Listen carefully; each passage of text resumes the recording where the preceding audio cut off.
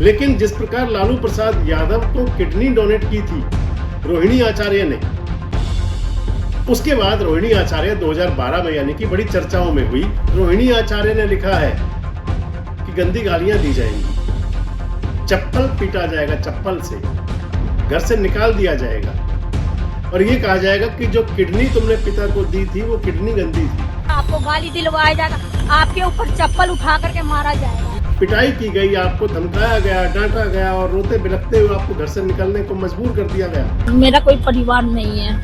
इस वीडियो में आगे बढ़ने से पहले आपको बहुत धन्यवाद कि आप हमारे वीडियोस को लाइक करते हैं, शेयर करते हैं, पसंद करते हैं, अपने कमेंट्स देते हैं।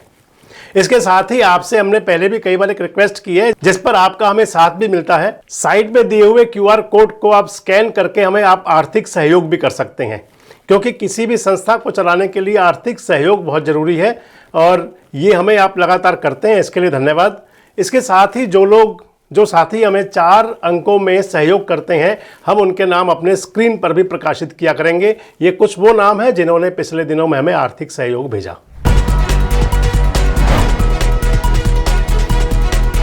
दोस्तों नमस्कार, मैं संजय मग्गू और मौजूद हैं देश रोजाना के डिजिटल मीडिया मंच पर। भाई बहन का रिश्ता बहुत प्रगाढ़ माना जाता है और माना जाता है कि बेटी घर की चमक होती है, बेटी घर की रोशनी होती है, बेटी घर की आभा होती है। बेटी अपने घर को, अपने परिवार को, चाहे उसके अंदर भाई हों, उसके भतीजे हों, उसके पिता हों, माता हों, कभी परेशान नहीं देख सकती। लेकिन कई बार ऐसा दौर भी आ जाता है कि जब बेटी को अपने ही घर से, हालांकि विदाई तो बेटी की घर से हमेशा हुआ करती है, लेकिन कई बार ऐसा दौर आता है कि बेटी को रुखसत उस हालात में होना पड़ता है जिस हालात में कल रोहिणी आचार्य हुई थी। मैं आपसे बात कर रहा हूं बिहार की, और बिहार की सियासत के अंदर आज का सबसे बड़ा प्रभावशाली राजनीतिक परिवार लालू यादव परिवार। कहा करते हैं कि जब कभी अभाव होता है तो अभाव में हमेशा रिश्ते टूटते हैं। जब संपन्नता होती है तो सब मिल बांट कर खा लेते हैं, लेकिन जब कमजोरी आती है तो फिर कमजोरी के अंदर देखा जाता है कि कौन सी बुनियाद पहले दरकेगी। कुछ लालू यादव परिवार में यही शुरू हो चुका है। कल रोहिणी आचार्य 15 नवंबर की देर शाम को अपने घर से, लालू यादव के घर से रोते बिलखते हुए घर से बाहर निकली और बाहर निकल करके कहा कि अब मेरा कोई परिवार नहीं है। सुन लीजिए आप। आपको गाली दिलवाया जाएगा, आपके ऊपर चप्पल उठा करके मारा जाएगा। मेरा कोई परिवार नहीं है। अब ये जा करके आप संजय, रमेश, तेजस्वी यादव से पूछिए, मेरा कोई परिवार नहीं है। वही लोग निकाला है हमको परिवार से, क्योंकि रिस्पॉन्सिबिलिटी लेना नहीं है उनको। पूरा दुनिया बोल रहा है जो चाणक्य बनेगा तो चाणक्य से आप सवाल पूछिएगा। जब कार्यकर्ता चाणक्य से सवाल कर रहा है, पूरा देश दुनिया सवाल कर रहा है कि पार्टी का ऐसा हाल क्यों हुआ। रोहिणी आचार्य लालू प्रसाद यादव की जो संतान है उनमें दूसरे नंबर की बेटी है। रोहिणी आचार्य लगभग 48 साल की उनकी उम्र लगभग हो चुकी है। सिंगापुर बेस्ड है, वो सिंगापुर में विवाहित है। अपने पिता के मित्र के बेटे से उनका रिश्ता, उनकी शादी हुई थी और पहला चुनाव भी लड़ा रोहिणी आचार्य ने 2024 में। रोहिणी चर्चाओं में तब ज्यादा आई जब रोहिणी ने अपने पिता लालू प्रसाद यादव को, जब लालू प्रसाद यादव किडनी खराब होने की वजह से जिंदगी के सफर पर एक कठिन डगर पर थे, उस समय रोहिणी ने अपनी किडनी डोनेट की थी अपने पिता लालू प्रसाद यादव को।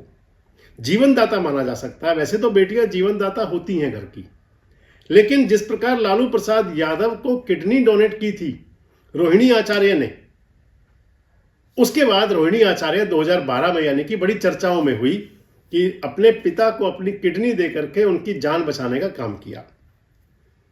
चर्चाएं रोहिणी की कई प्रकार की हमेशा रही, लेकिन जो 15 नवंबर की देर रात शाम का जो वाकया था और उसके बाद लगातार सोशल मीडिया एक्स पर जो ट्वीट है रोहिणी आचार्य के, वो बहुत कहानी बयां कर रहे हैं। एक मीडिया पोस्ट में रोहिणी आचार्य ने लिखा है कि गंदी गालियां दी जाएंगी, चप्पल पीटा जाएगा, चप्पल से घर से निकाल दिया जाएगा और यह कहा जाएगा कि जो किडनी तुमने पिता को दी थी वो किडनी गंदी थी। आप पढ़ लीजिए। एक पोस्ट में रोहिणी आचार्य ने यह भी लिखा है कि यह कहा जाएगा कि किडनी देने के बदले में तुमने पैसा लिया, टिकट ली। आपको मैं बता दूं कि रोहिणी आचार्य इंडिया गठबंधन की कैंडिडेट थी सारण लोकसभा सीट से बिहार के अंदर, और उस सीट से कैंडिडेट थी जहां पर कांग्रेस को पूरा सामना करना पड़ा था, पप्पू यादव को निर्दलीय कैंडिडेट होना पड़ा था। वही सीट थी, वही लोकसभा की सीट थी। और अब रोहिणी आचार्य ने जब पार्टी छोड़ी, परिवार छोड़ा, घर छोड़ा, तो कई क्वेश्चन मार्क खड़े किए। तेजस्वी यादव पर भी कई सवाल लगाए और कहा, एक नसीहत दी बेटियों को। असल में देखें तो ये समाज के लिए सामाजिक रिश्तों की दरकता हुआ जो स्वरूप है वो सामने आया है। रोहिणी आचार्य अपनी एक पोस्ट में लिख रही हैं कि अगर घर में बेटा हो तो फिर बेटी पिता के लिए, माता के लिए कोई कुर्बानी ना दे। बड़ा मार्मिक संदेश है वो। रोहिणी उसमें लिखती हैं कि आपकी किडनी को गंदा बता दिया जाएगा, उसके बाद में आप पर तमाम आरोप भी लगेंगे।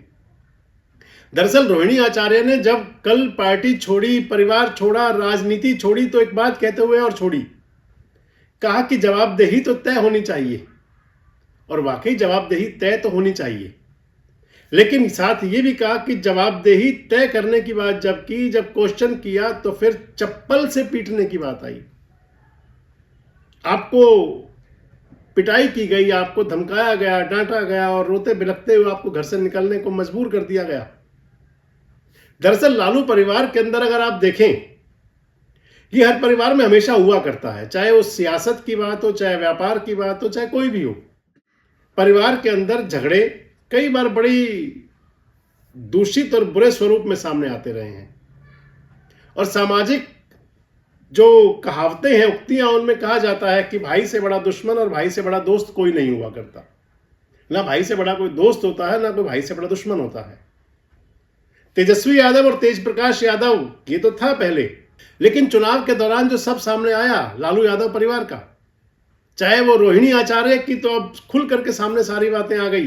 कोई बड़ी बात नहीं, आने वाले दिनों में मीसा भारती की बातें भी सामने इसी प्रकार से आई। कोई बड़ी बात नहीं है।